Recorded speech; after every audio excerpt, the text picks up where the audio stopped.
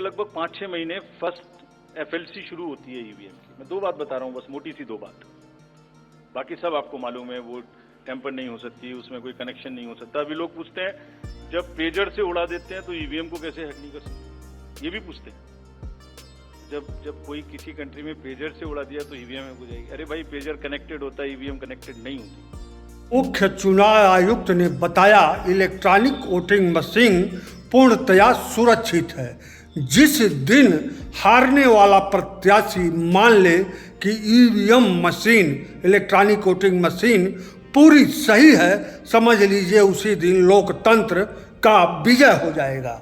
जब काउंटिंग का समय शुरू होता है तो 8:05 और 10 से रिजल्ट्स आने शुरू हो जाते हैं, विच इज नॉनसेंस। आप बताइए, मेरी पहली काउंटिंग 8:30 बजे शुरू होती है और हमारे पास प्रमाण है इस बार कि 8:05, 8:10, 8:15 पर आने लगा इतने की लीड, इतने की लीड, इतने की लीड, इतने की लीड। ऐसा तो नहीं है, I am just posing question, we are not gone into this, but ऐसा तो नहीं है कि एग्जिट पोल को जस्टिफाई करने के लिए वो शुरू में ट्रेंड्स आ गए कि हमने तो ऐसा कहा था, वैसे ही ट्रेंड हो रहा है, बाद में जो होगा वो होगा। और अचानक से पहला रिजल्ट एक राउंड का 8:30 बजे जब काउंटिंग शुरू हो रही है तो 9 बजने में 10 मिनट, 9 बजने में 5 मिनट से पहले 20 मिनट भी लगेंगे एक राउंड में, तो आ ही नहीं सकता।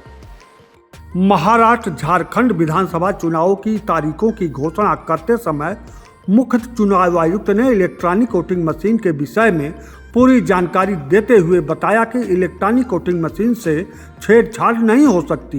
इलेक्ट्रॉनिक वोटिंग मशीन की बैटरी भी सील की जाती है। पेजर में विस्फोट इसीलिए संभव हुआ कि पेजर कनेक्टिक है और ईवीएम यानी इलेक्ट्रॉनिक वोटिंग मशीन कनेक्टिक नहीं हो सकता। मुख्य चुनाव आयुक्त ने इलेक्ट्रॉनिक वोटिंग मशीन को पूरी तरह पाक साफ साबित करते हुए टीवी चैनलों के ऊपर अविश्वास व्यक्त करते हुए टीवी चैनलों को एक प्रकार से धोखाधड़ी करने वाला बताया। प्रजातंत्र जिसमें जनता वोट देकर अपने बीच से अपने ऊपर शासन करने के लिए एक शासक या एक प्रकार से राजा का चुनाव करती है, वहीं वोट के साथ छल हो, यह सवाल पार्टियां भले उठाती हैं, लेकिन यह जनता से जुड़ा सवाल है।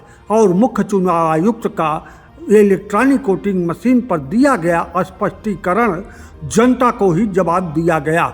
मुख्य चुनाव आयुक्त ने इलेक्ट्रॉनिक वोटिंग मशीन की प्रक्रिया समझाई, लेकिन इस प्रक्रिया को अंजाम देने वाले ही इलेक्ट्रॉनिक वोटिंग मशीन से छेड़छाड़ कर दें और मशीन को मनचाहे परिणाम के रूप में सेट कर दें तो इसे कैसे रोका जाएगा, इस पर बहुत प्रकाश मुख्य चुनाव आयुक्त नहीं डाल पाए।